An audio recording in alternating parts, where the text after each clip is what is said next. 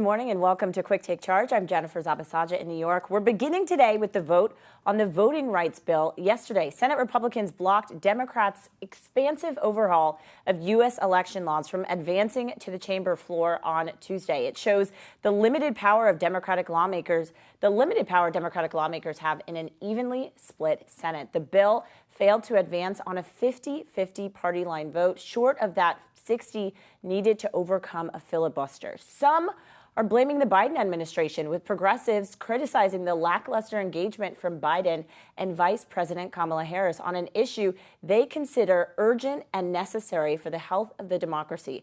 Although the White House has characterized the issue as the fight of this presidency, Biden has prioritized his economic initiatives and measures more likely to win Republican support in the Senate. And he's shown little interest thus far into diving into that messy debate over changing Senate rules to pass the legislation on Democratic votes alone.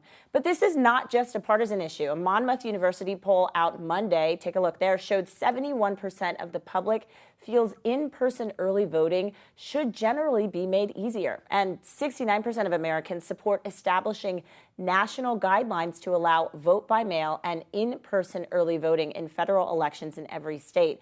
But doubts over the United States electoral system remain.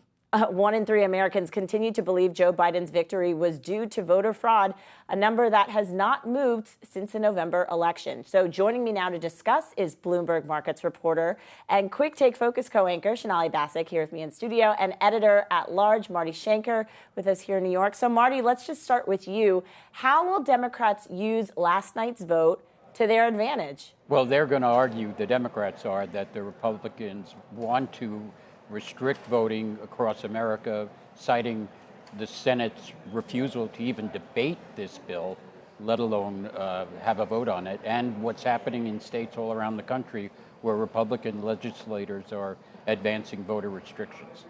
Marty, one thing that interests me, too, is that this is not even just a fight that's happening in Washington. Corporate America has gotten involved, right? We saw the CEO of Merck really step in a big way as it pertains to Georgia, bringing this fight nationally.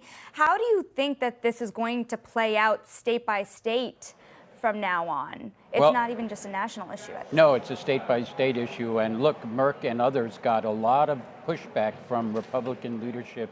Mitch McConnell himself criticizing corporations for delving into controversial political issues like voting rights. And traditionally, corporations did not take a stand on issues like this. But I think companies are now realizing they serve more than just shareholders. They have employees and their families who they have to think about, and taking a stand like this is becoming much more frequent. Whether it's going to happen in this particular case, it's unclear.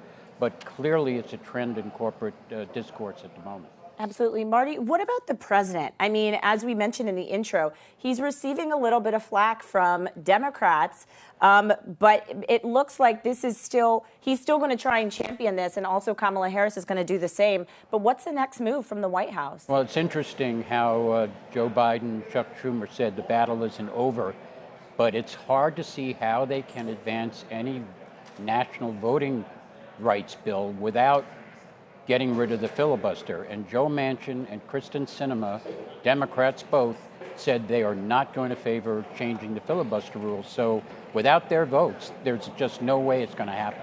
Well, speaking of their votes, right? Senator Joe Manchin had said that he would not sponsor the sweeping bill, but had other ideas in which he felt that this could have some pathway, right?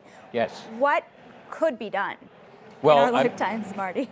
Joe Manchin actually was supportive of the voting rights bill in the end, but still they have to overcome those 10 and figure out a way to get 10 Republicans to come on board. And they're unanimous in their claims that this voting rights bill is really a ruse to enfranchise more Democratic voters in the states. So until there's some way of unblocking the Senate, a National Voting Rights Act is just not going to go anywhere. Marty, also, what does this mean for equality, right? I mean, I think the reason this is at least in part a debate is because there's a fear that so many people are being left out of the voting system as we know it. It's absolutely true. There are the Republican legislatures in various states like Florida impose more restrictions, making it harder to vote by mail. A Bloomberg analysis, though, of those measures in various states showed that fundamentally they were just fighting at the edges. Ultimately, it's going to be voter participation that's going to determine whether disenfranchised people get to the polls. And that is why it is so incredibly important for people who are eligible to vote to do so. And Marty, can you just talk about sort of what's next? I mean, you mentioned Joe Manchin. There's a Joe Manchin compromise bill. There's also the John Lewis voting rights bill. I mean, what is the next move?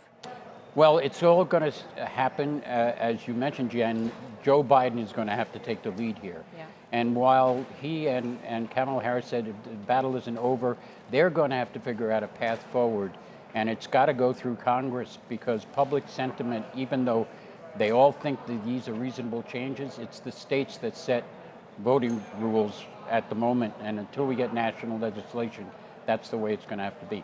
Absolutely. And we should know that there's 48 states right now and 389 bills to restrict voting access across the country. So there's still a lot at play here. Marty, thank you so much. Bloomberg Markets reporter, Quick Take Focus co-anchor Shonali Bassick here with me as well. Thank you.